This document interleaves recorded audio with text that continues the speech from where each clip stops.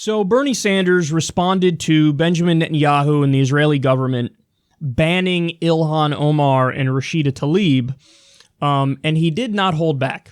Senator, good to see you. What's your reaction to President Trump asking the president of Israel, Benjamin Netanyahu, to do this, and Netanyahu obliging? Well, I wish I could tell you, Ali, that I am shocked. I am not. We have a president who tragically is a racist, is a xenophobe, and who is a religious bigot. But the idea that a member of the United States Congress cannot visit a nation, which, by the way, we support to the tune of billions and billions of dollars, is clearly an outrage. And if Israel doesn't want members of the United States Congress to visit their country to get a firsthand look at what's going on, and I've been there many, many times, but if he doesn't want members to visit, maybe he can respectfully decline the billions of dollars that we give to Israel. Over time, in excess of $140 billion, last year alone, $3 billion in various types of aid. You've actually suggested that that might be used to leverage some of Israel's behavior that Representatives Omar and Tlaib are critical of, as you've been critical of.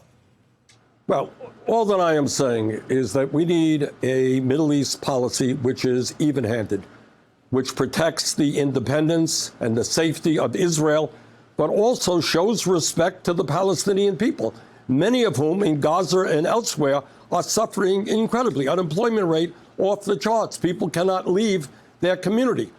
And I think what the United States should be doing, especially with the enormous amount of money we're spending there, is to demand that Israel and the Palestinian leadership sit down and start working out their differences and create peace in that troubled region. Just so you know, Bernie is one of the only politicians who speaks about Palestinians in that way, who speaks about Palestinians as if they're actual human beings and he cares, talking about the unemployment rate.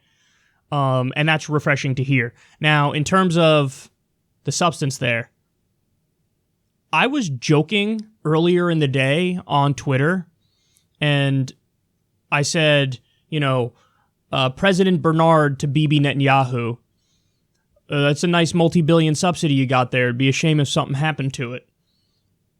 So I was joking as if, Bernie would threaten the multi-billion dollar subsidy because of how the Israeli government is treating Ilhan Omar and Rashida Tlaib, and also what they're doing to the Palestinians.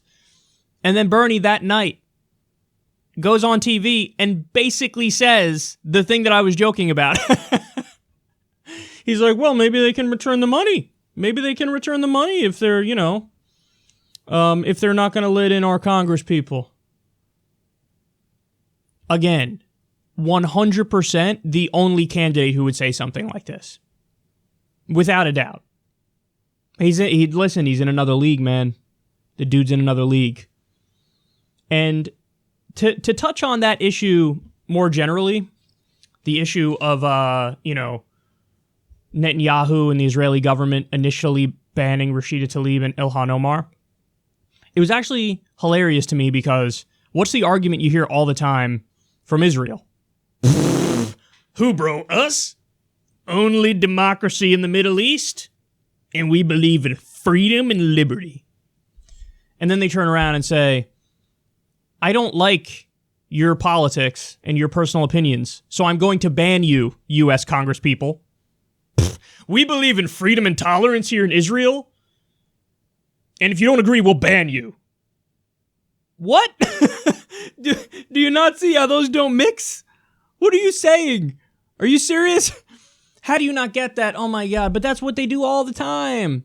They act like, we're the only nation in the Middle East that takes human rights seriously. And then in 2014, they did a bomb fest in Gaza, which killed 80% civilians, including 500 children. So they love the self-congratulatory pats on the back about how they're in a backwards region of the world. We're the only serious people who care about freedom and liberty and justice and human rights.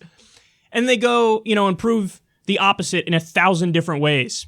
Now, what happened was after backlash, after pressure, they flipped on Rashida Tlaib and they said, okay, well, since your grandmother's in the Palestinian territories, we'll allow you to go visit your grandmother. But Rashida Tlaib came out and said they put weird and restrictive rules along with her going to visit her grandmother. She's like, I'm not going to go on your terms.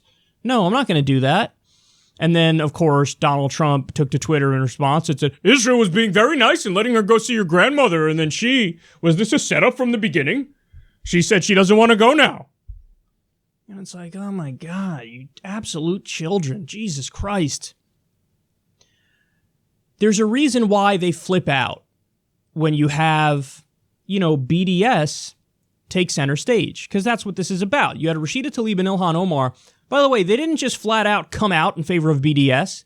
They just said, hey, it's kind of not a crazy idea, given that this is how, in South Africa, they were able to finally end apartheid, and this is how we're fighting for human rights. So they didn't even make declarative statements in favor of it, but even just bumping elbows with the idea of BDS, and the Israeli government flips out and bans them. Well, why? Because they know that this is something that actually works.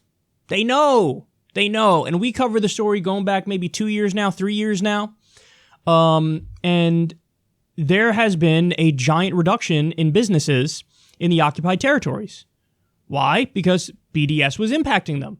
And they said, this is crazy. We're not, we're struggling financially here. We should just move headquarters elsewhere, and then maybe we won't struggle financially. And also, they try to just say, oh, it's anti-Semitic. Meanwhile, I was just on the BDS website last night. I was scrolling through and reading. There's multiple instances where they are condemning anti-Semitism, where they're talking about specific instances of bigotry against Jewish people, and they're condemning it in no uncertain terms.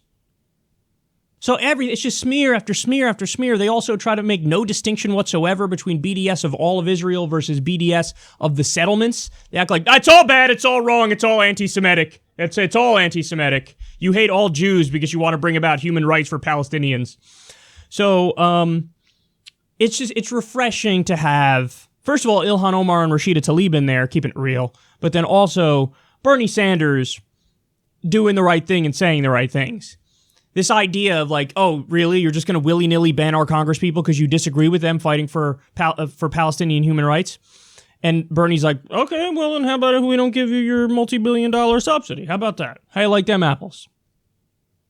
That is awesome. And just so you know, Bernie Sanders is the only presidential candidate who says he's willing to use those subsidies as a bargaining chip. And he's willing to put conditions to our unending support of Israel. So that means this is a guy who sits across the table from Netanyahu and he says, listen, do you want the unending support of the United States? Well, there are strings attached. And here's what you're going to have to do in order to get it. And it starts with a peace process. It starts with no new settlement building. So it's a wonderful thing to see that you finally have some voices on the national scene that are willing to say things that are true. And of course, the backlash is they're just, a bunch of shrieking idiots say they're anti-Semites and they don't provide any argument. They don't make any sense. It's just a way to try to shut down debate without actually engaging with the ideas. So in other words, the thing that the right wing accuses the left of doing all the time, they always call people bigots and then they have no argument, and just to shut down debate, they call you bigots. That's exactly what they're doing to Ilhan Omar and Rashida Tlaib.